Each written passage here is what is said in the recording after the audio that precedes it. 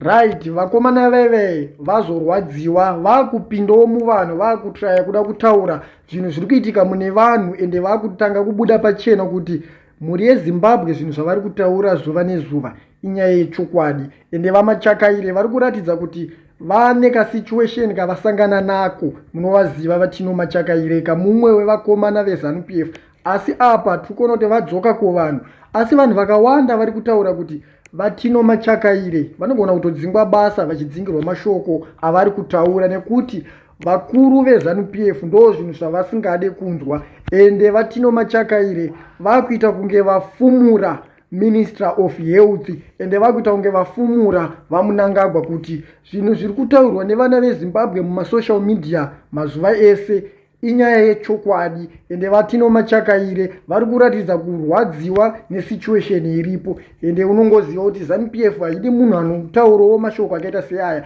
unenge wakunzi wakuzvidza utungamiri hunenge huripo ende tinogara tichiona dzimwe dzemari dzinoshandiswa nevakuru veZANU PF vachiita zvinhu zvisina kana nemusoro wese zvisina kana upenyu hwevanhu asi vamwe vacho ndo vari kuzotenga mazvimamota vachipa vanhu vavanoda nenyaya kuti vanosapota ZANU PF asi vamachakaire vari kutraya kutaura situation iri paground zvirizvo zvimwe zvezvinhu zvisingatode kunzwikwa nebato reZANU PF.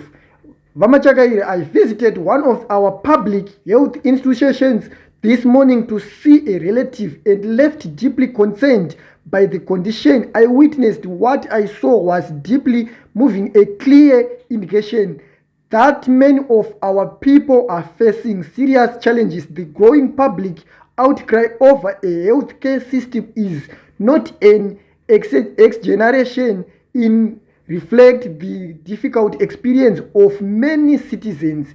As your appointee and one whom you have tasked to speak for the young people of our great nation, I feel a solemn responsibility to speak openly. Sometimes in our desire to present progress, we may unintentionally overlook important realities on the ground. Your Excellency, you have earned the admiration of the nation for your compensation, humanity and tireless dedication to the welfare of ordinary citizens under your leadership. Many have found renewed hope. It is because of this trust in your care for the people that I respectfully plead with you. Please find time from your busy schedule to visit the institutions yourself. There is no substitute for seeing, listening, and understanding firsthand what our citizens are going through.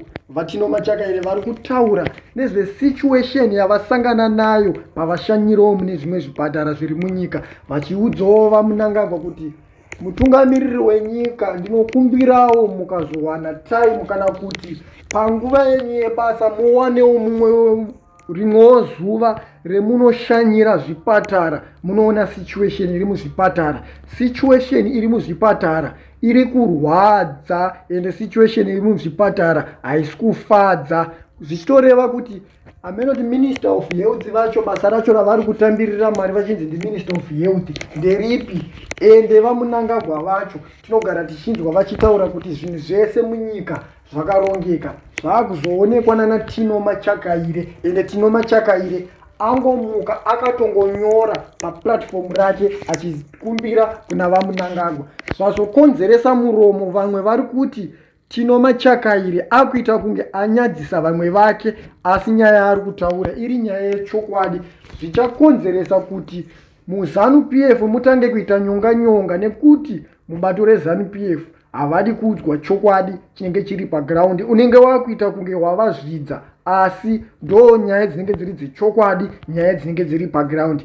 Hatizive kuti nyaya dzacho dzichapera mune zvakanaka here, asi isusu tiri kuti vazozvionawo zvinhu zvetinogara tichitaura nekuti kana zvisati zvaitika kusaiti kwavo havazvinzwisise ende havatone ngwe isusu tinenge tichitaura chokwadi. Kuti tinenge tichitaura chokwadi vanenge vachizviziva, asi nekuti havana basa nesu, havatikoshesa, havana basa neutano hwedu, chavanozongoda kwetiri vanongotitsvaga vakuda mavhotsi kana kutitsvaga vachida kunotiunganidza kuti tiite zvavanenge vachida. Asi isusu kana tichidawo zvetiri kuda tichichema nezvetinenge tichichema nazvo, vanoti batai murove, vari kungohukura pamasocial media, zvinhu zvese zvakarongeka. I don't know kuti vanoda kuudzwa nemutoo upi vakomana vacho ivavo veZANU-PF, nekuti ukangoda kungovaudza kuti izvi zviri kuitika izvi hazvina kumira musha, hatisi kuzvifarira, ende situation iri apa haisi kuita, unonzi uri mupanduki, uri mutengesi, unotsvagirwa kanyaya woiswa mujeri. Ukatarisa kana vanyoka yemabhunu chaiwo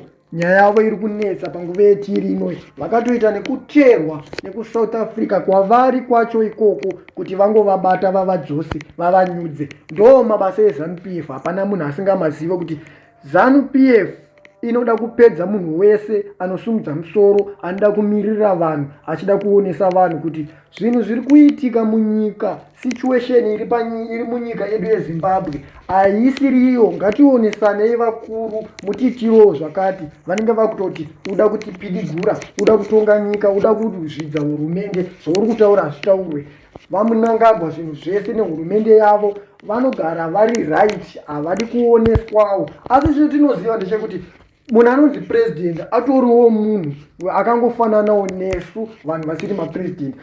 Tinofanira kutosheya, toonesana situation iri paground, tobatsirana ndokuti nyika iende kumberi. Asi munhu kana achizviti ndiri president, I don't know kuti pfungwa dzina president dzakawanda kudarika dzemunhu asiri president here, nekuti tinongoziva kuti munhu wese akangosikwa naMwari ane pfungwa dzakafanana, ende panopererawo dzako kufunga ndo panotangirawo dzemumwe munhu kufunga. Ende ukatarisa vanhu vakaita semapresident veve havaswere munzvimbo dzetinoswera, ava vane mamwe machallenges avasingatosangane navo, ende zvinhu zvake zvese zvaanoita zvinenge zvichingoitwa zvichinzi zviri kuitwa negovernment. Saka zvinhu zvinenge zvichiitika haazvinzwisise, ende zvimwe zvacho haazvizive. Zvimwe zvacho zvinotovharwawo nezvimaminista zvake zvaanenge achiisa. But sisi tikatarisa munyika yeZimbabwe hatipomere maminista, tinopomera president veZimbabwe, because president veZimbabwe vacho vanotozvitiwo havanzwi, vanotozvitiwo ndururani. Asi isusu chinhu chetinenge tichida, tinenge tichida kugara zvakanaka munyika yedu, tinenge tichida kushanda mabasa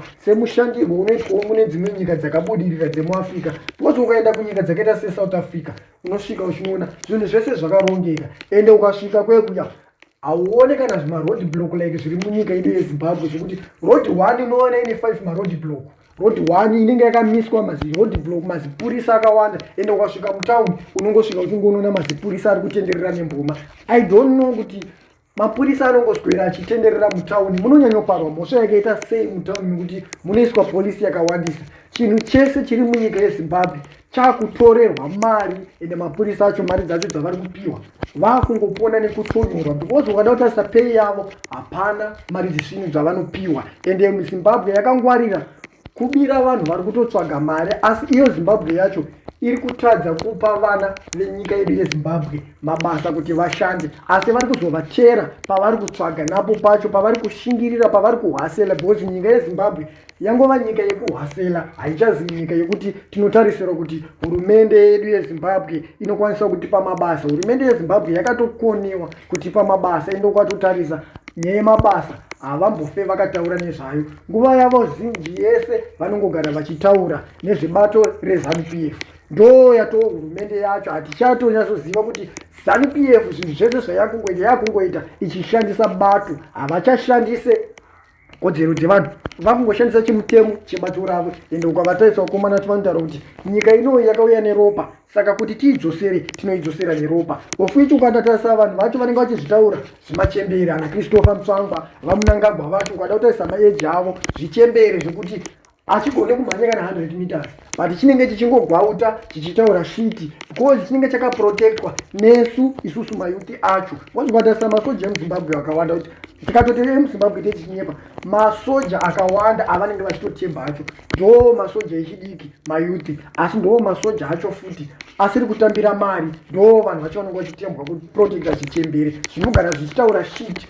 zvimachembere zvacho izvozvo amene kuti muri kupaona sei ende muri kufunge chi nesituation iri munyika yedu yezimbabwe nekuti vakomana ava vatotinetsa ende vakomana vari kutoda imwe plan B tikaona plan A yaramba nekuti vakatojaizwa vakomana ivava.